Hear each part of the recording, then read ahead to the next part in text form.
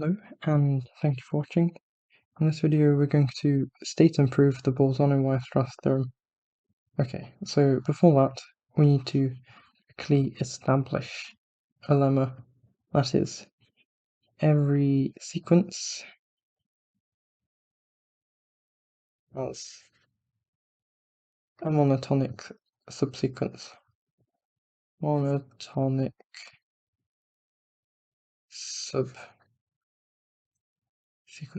If you're unsure of this word monotonic, it just means increasing or decreasing, which was covered in a separate video. So, to prove this, we say xm is a peak if for all n greater than m, xm is greater or equal to xn.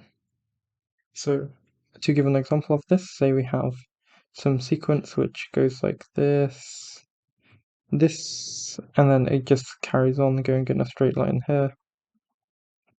This will be a peak because everything after it is going to be less than or equal to this peak. This is also a peak because everything after it is also less than or equal to what it is. This is not a peak because, as you can see, there's a point which is greater than it. But then this is a peak again because no point after it is greater than or equal to, no point after it is greater than this point. Okay. Now, we have two cases. Case 1. There are infinitely many peaks. Okay, so if there are infinitely many peaks, we can just take every peak to be a term in our subsequence. So if we have like a sequence which just goes like this, for example, we have all these peaks everywhere, and you can see that nothing after it is going to be greater than this peak again. So if we take all the peaks to be our terms in our subsequence, then it's clear that we'll have a monotonically decreasing subsequence because everything after each peak cannot be greater than this peak, and we have infinitely many of those peaks, so it will in fact be a sequence. So take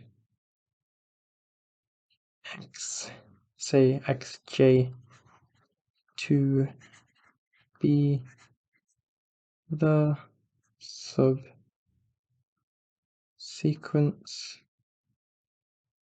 of all peaks, then xj is monotonically decreasing. Now, okay, if there are infinitely many peaks, then we've proved our lemma. But then there's also another case. Case 2. There are finitely many peaks. And you can convince yourself that those are the only two cases. We can only have a finite number of things or an infinite number of things. There's no other case. So that means our sequence may look something like, something like this. And then we'll have something that's increasing here. Or we will have could have a dip here again, but then increase again, such that we have this peak here, but then we have no other peaks. It would just keep increasing, but it will never go over this peak. So that means, okay, since none of these points are peaks, since we have finitely many peaks, after we reach the last peak, we have every term we take, there exists a term that's greater than this term. So since it's not a peak, we can just take all these terms that give something with an increase to get a monotonically increasing subsequence. So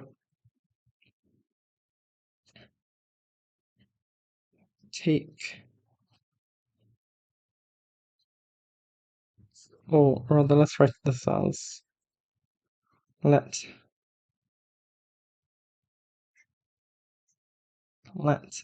xm be the final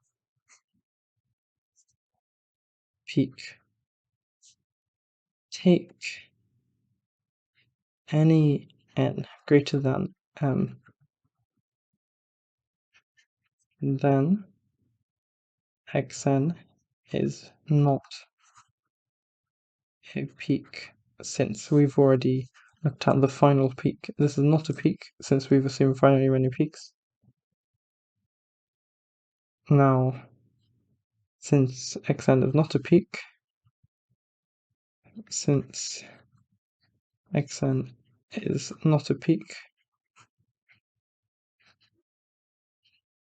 there exists some k for which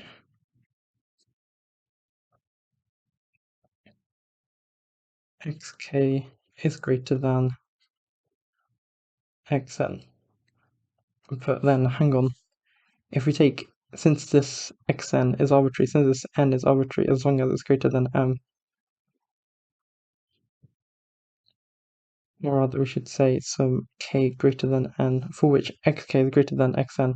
Since n is arbitrary, this is also quite arbitrary, so if we repeat this process again, then we can just keep saying that, okay, since this can't be a peak either, then we just keep going, and we can have as many terms as we want, since there were only finitely many peaks.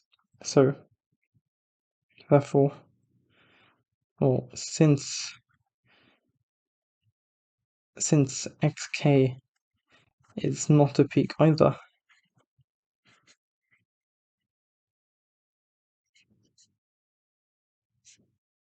we can repeat this to get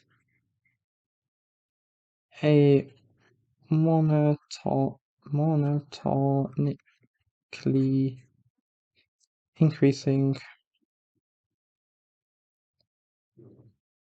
subsequence.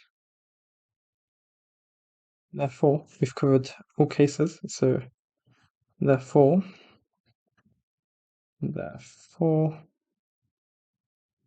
every sequence has a monotonic subsequence.